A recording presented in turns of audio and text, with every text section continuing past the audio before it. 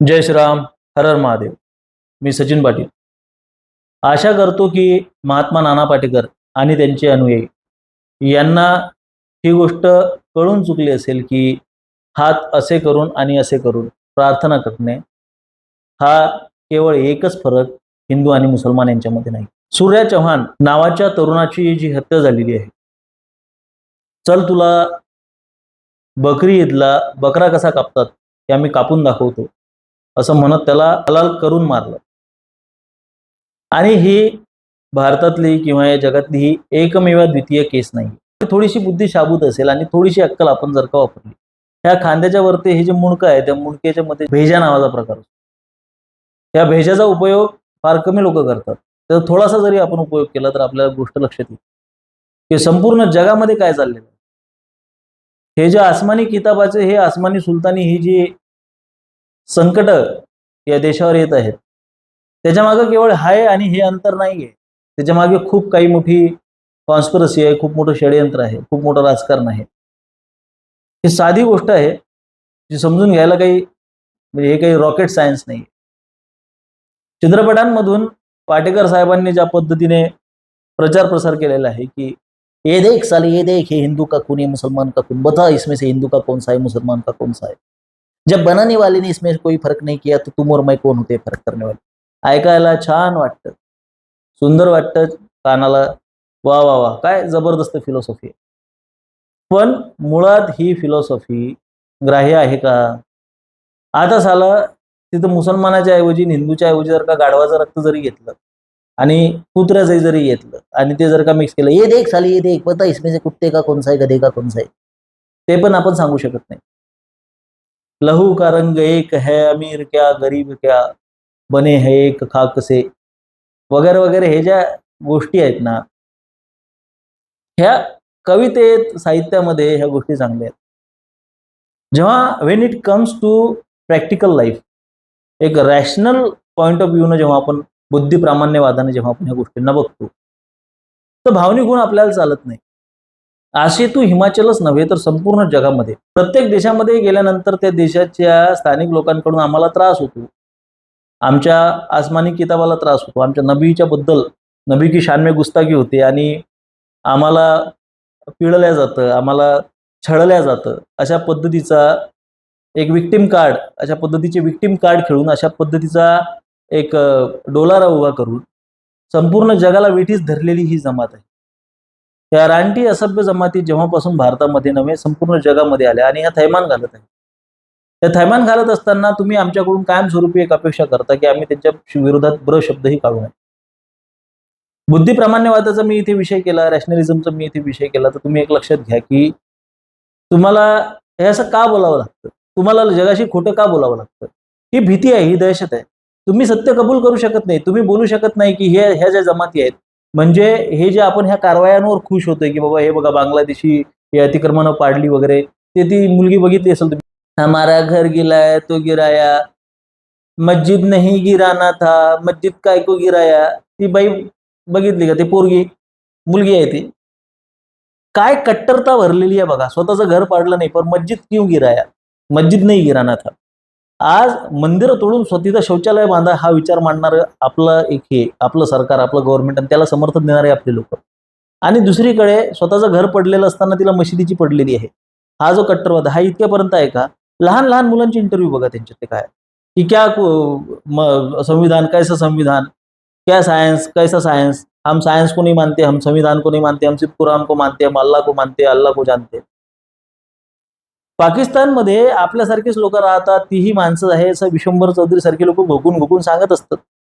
पण हे सांगत असताना पाकिस्तानच्या लहान मुलांचा एक व्हिडिओ रिलीज होतो आणि त्याच्यामध्ये ते सांगतो की इंशाअल्लाह हम दिल्ली में बैठ के नमाज अदा करेंगे, ऐसा करेंगे वैसा करेंगे. त्यांना आपला वो हमारे खून के प्यासे है. आणि हे पाकिस्तानची गत नाही आहे, ही भारताची सुद्धा गत आहे. भारतामध्ये तुम्ही जर का अशी परिस्थिती आज जर का आपण बघितली तर उस्ताद भगतसिंग नावाच्या चित्रपटामध्ये तो आपला पवन कल्याण एका गल्लीमध्ये जातून त्याला एक जण सल्ला देतो की टिळक पुसून तुम्ही आतमध्ये जातो आणि मैं हिंदुस्तान में जा रहा हूं, पाकिस्तान में नाही. हे ऐकायला चांगलं वाटते. पण मस्जिद बंदर असो, डोंगरी असो, कोंडवा असो, औरंगपुरा असो, छत्रपती संभाजीनगरमध्ये अशा कित्येक ठिकाणी तुम्ही आज रोजी जर का तुम्ही गेलात तर तुमच्या लक्षात येईल की तुम्ही कपाळाला टिळा लावून जर का तिथे एंट्री केली तर तुमच्या मनामध्ये हुरूर निर्माण होते, धाकधूक निर्माण होते. त्यात जर का तुमचा कोणाला कट लागला गाडीचा किंवा तो लागलेलाही नसला तरी सुद्धा तुमचं जर का कोणाशी वाद झाला किंवा कोणा एखादं भांडण उकरून काढलं तर तुमची काय गत होणार आहे याची तुम्ही साधी कल्पनाही करू शकत नाही. ही परिस्थिती या समाजाची झालेली आहे. या जमाती इथे थैमान घालत आहेत, हे आपल्याला दिसतंय. हे आपल्याला रोज संदेश खालीपासून ते आज आपल्या कैरानापर्यंत अनेक ठिकाणी, मालदा सारख्या ठिकाणी की ते मालेगावपर्यंत कित्येक ठिकाणी हिंदू ब्र शब्द काढू शकत नाही, उच्चारू शकत नाही. जिथे जिथे त्यांच्या सीट आलेले त्यांच्या सीटा आलेल्या आहेत, जिथे जिथे MIMच्या सीट्स आलेल्या आहेत, तिथे जर का तुम्ही जाऊन बघितलं तर त्यांनी त्या असेंब्ली सुद्धा बदललेल्या आहेत. तिथे सुद्धा टिपू सुलतानची फोटो त्यांनी लावलेले आहेत. पूर्ण परिस्थिती, पूर्ण वातावरण, संपूर्ण सिनेरिओ चेंज होऊन जातो. संपूर्ण वातावरण बदलून जातं आणि ते वातावरण आपल्या डोक्यावर इतक्या भयंकर पद्धतीने इम्पोज केलं जातं की त्या वातावरणामध्ये सुद्धा आपल्याला सुरुवातीचे काही दिवस सुरक्षित वाटायला लागतं. काय फरक पडतो? सच्चा मुसलमान आहे, टोपी घालतोय, बडे बायका कुर्ता, छोटे बायका पायजामा. आपल्याला ते इतकं आय सुदिंग करून ठेवलेलं आहे. एक प्रत्येक कॅरेक्टर चित्रपटांमध्ये असं घातलेलं असतं की बाबा त्याच्याबद्दल आपल्याला प्रेम, आपुलकी, जिव्हाळा, सद्भावना आपल्या मनामध्ये आपोआप निर्माण व्हावी. आणि तशा पद्धतीची जी सद्भावना निर्माण होते तीच या गोष्टीला चालना देते की मेरा अब्दुल वैसा नहीं है. आज जर का एक व्हिडिओ मी बघितला, त्या व्हिडिओमध्ये एक जी मुलगी आहे ती वासराला कुरवाळत आहे आणि दुसरीकडे एक जे खातून आहे, एक मोहतरमा, ती हिजाब घातलेली आहे आणि ती गायीची टांग अशी तोडून खात आहे आणि ती पण कच्ची आहे, ती साल सोलत आहे, ऊस सोलतात तशी. आणि तो पण खरा व्हिडिओ आहे, तो काही AI जनरेटेड नाहीये, ते लोक करतात तसं. गाय को रोटी खिलाने वाला और गाय को रोटी के साथ खाने वाला, we are not same bro. एक दर्शनशास्त्राच्या दृष्टिकोनातून एक उन्नत प्रगत एक संस्कृती, एक प्रगल्भ संस्कृती, ज्याला तुम्ही आज ताकदीनिशी डाव्यांनी, पुरोगाम्यांनी आणि हिंदुत्ववाद्यांनी सुद्धा स्वतःला हे हिंदुत्ववादी म्हणणाऱ्या काही तथाकथित अमकेवादी, धमकेवादी इकडे सुद्धा घुसलेली आहेत, विज्ञानवादी, विवेकवादी. हा विवेक आणि विकास, हा हिंदुत्व, हे दोघं जण आहेत ना, विवेक आणि विकास, हे दिसत कधी नाही, पण यांनी सत्यानाश मात्र भरपूर केलेला आहे आपला. विकासाच्या नावाखाली केवळ झाडांची कत्तल आणि जंगलतोड आणि E2030च्या नावानं जो विकास होतोय आणि विवेकाच्या नावाने हिंदूंना जे चुत्या बनवल्या जात आहे ना, की हिंदूंनी विवेकवादी असलं पाहिजे, हिंदूंनी अमकेवादी असलं पाहिजे, त्यांनी कट्टर असून चालणार नाही. हा जो हिंदुत्व आणि अशा लोकांच्या हातात जे आपण धागेदोरे दिलेले आहेत, हे पक्षीय राजकीय हिंदुत्व जे आपल्याला खड्ड्यात घालतंय ना, हा जर का आपण विषय सोडला तर हिंदू काय आहे? दर्शनशास्त्राच्या, फिलॉसॉफीच्या दृष्टिकोनातून अत्यंत सशक्त संप्रदाय, अत्यंत सशक्त समुदाय, परंपरा, संस्कृती, प्रत्येक गोष्टीचा जर का आपण विचार केला बाय ऑल ॲस्पेक्ट, आपण एक विवेकवादी, सामंजस्यवादी, सर्वांना समाविष्ट करून घेणारे बुद्धिजीवी लोक आहोत. आपण एक सुसंस्कृत समाजातून येतो, एक सुसंस्कृत कल्चरमधून येतो. भक्ती, ज्ञान, वैराग्याने ओतप्रोत भरलेला आपला जो समाज आहे. कुळी कन्यापुत्र होती सात्विक, तयाचा हरिक वाटे देवा. हा कन्यापुत्र माझ्या घरी सात्विक जन्माला यावे अशी मागणी करणारा हा जो समाज आहे, ज्याची मुलं सण उत्सवांमध्ये रांगोळ्या काढतात किंवा फटाके फोडतात किंवा होळीच्या वेळेस, दसऱ्याच्या वेळेस लोकांच्या पाया पडतात, एकामेकाला रंग लावतात होळीच्या वेळी, अशा पद्धतीच्या संस्कृतीतून येणारे आणि लहान लहान मुलांना गायी, बकरी, म्हशी कापायला सांगून जिहादच्या नावाखाली बम बनके फट जाव शिकवणारे या दोन वेगवेगळे कल्चर आहेत. हे दोन वेगवेगळ्या संस्कृती आहेत. त्यांना समरसतेच्या नावाखाली, सर्वधर्म समभावाच्या नावाखाली आपण एकत्र नांदवण्याचा हा जो जबरदस्तीचा, हा जो आळमुठेपणाचा प्रयत्न आहे, हा प्रयत्नच चुकीचा आहे. मग तो कोणीही करो, मग राष्ट्रीय मुस्लिम मंच सुद्धा जर तो प्रयत्न करत असेल तर तो चुकीचा आहे.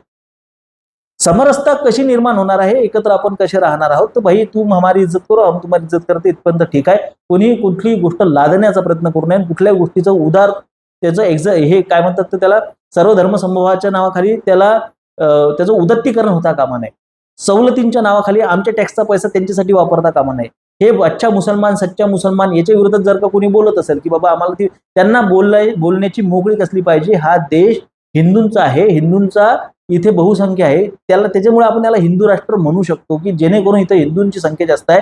तर इथला जो हिंदू आहे, जो बहुसंख्य हिंदू आहे, त्याचा हक्क मारून, त्याला सगळ्या दुनियाभराचा शहाणपणा शिकून, त्याला दीडशहाणेपणा तुमच्या जवळ तुमच्या घरी ठेवायच्या ऐवजी तो आमच्यावर लादून तुम्ही जो हा हिंदू नपुंसक आणि हाणगा करण्याचा जो तुमचा प्रयत्न चाललेला आहे, सगळी काही समंजसता, सगळी काही समजदारी, सगळं काही उदारमतवाद केवळ त्यालाच शिकवण्याचा जो प्रयत्न सुरू आहे आणि त्याच्यातून ह्या लोकांचं जे फावतंय, ही गोष्ट आधी बंद झाली पाहिजे. या सर्व धर्म समभावाच्या पिपाने वाजवल्यामुळे काय होतं की आज तुम्ही तुमच्या स्वतःच्या मुलांना सुद्धा हे सांगू शकत नाही की बाबा अब्दुल पासून दूरी बना के रखो, सकीना से थोडी दूरी बना के रखो, तिच्यापासून थोडं लांब राहा, हे सुद्धा आपण सांगू शकत नाही. उद्या ही गोष्ट सुद्धा जर बाहेर आली तर तुम्हाला सांप्रदायिक म्हटलं जातं, तुम्हाला नावं ठेवली जातात, तुम्हाला तुमच्याकडे बोटं दाखवली जातात. त्याला कारण काय आहे? कारण की हा जो न्यूनगंड, अपराधगंड, हे जे वाईट गिल्ट आमच्यामध्ये भरलेला आहे ना, की आम्ही अत्याचारी आहोत, आम्ही म्हणजे चालेल आक्रमण त्यांनी केलंय, ते काही उंटावर बसून सगळे मुसलमान इथले नाही, इथं कन्वर्ट झालेले आहेत. तलवार के सामने सलवार छोड़ी वो कन्वर्ट हो गया. आणि ती लोक आता नया मुसलमान 5 टाइम की नमाज पडतायत, तशी ते नवीन बांग आम्हाला देत आहेत आणि आम्हाला ते डोळे वाटारत आहेत. भारतातून जर का हाकलून पाकिस्तानात जर का पाठवले तर त्यांना मुहाजिर म्हणून तिथून सुद्धा लाथा मारतात आणि पाकिस्तानातले जर का अरबमध्ये गेले तर तिथे त्यांना टॉयलेट साफ करायला ठेवतात. ही त्यांची परिस्थिती असून सुद्धा त्यांना इथे दारुल हरबचं दारुल इस्लाम बनवायचं आहे. ही मानसिकता, या मानसिकतेच्या विरोधात प्रयत्न झाले पाहिजेत. त्या लोकांच्या मानसिकता बदलण्यासाठी प्रयत्न झाले पाहिजेत. त्यांच्या परंपरा, त्यांच्या पद्धती, त्यांच्या कुप्रथा यांच्यावर भाष्य करायची तर आपल्याला मुभाच नाही, पण निदान आम्हाला त्यांच्यात मिक्स करू नका, आम्हाला त्यांच्यामध्ये समरसता आम्हाला नकोय, आम्हाला आमचं मोकळं सोडा, आम्हाला एकटं सोडा, हे सुद्धा आपण म्हणू शकत नाही. आज जर का एखाद्या मुसलमानाला तुम्ही जर का मुसलमान म्हणून घर नाकारलं, तुम्ही लगेच सांप्रदायिक म्हटलं जातं, तुमच्यावर मीडिया तुटून पडेल, तुमचे कोर्ट ट्रायल पेक्षा आधी मीडिया ट्रायल होईल.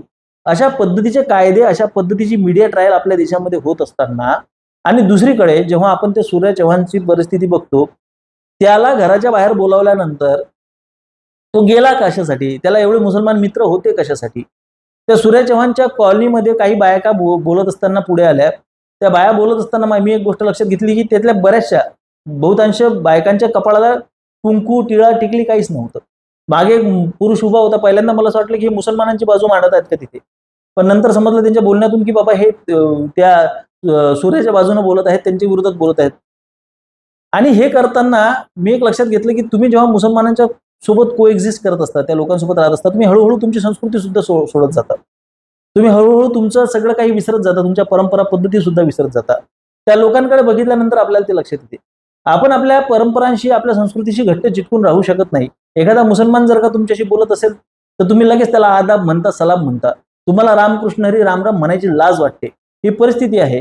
प्रत्येक वेळी आपल्याला कनिष्ठ दाखवून त्यांना वरिष्ठ दाखवणे, आणि ती गोष्ट आपल्या डोक्यात सबकॉन्शियस मध्ये इतकी ताकदीनं भरलेली आहे की ते समोर आल्याबरोबरच आपण आपली संस्कृती मागच्या वाटेने आपली पळून जाते.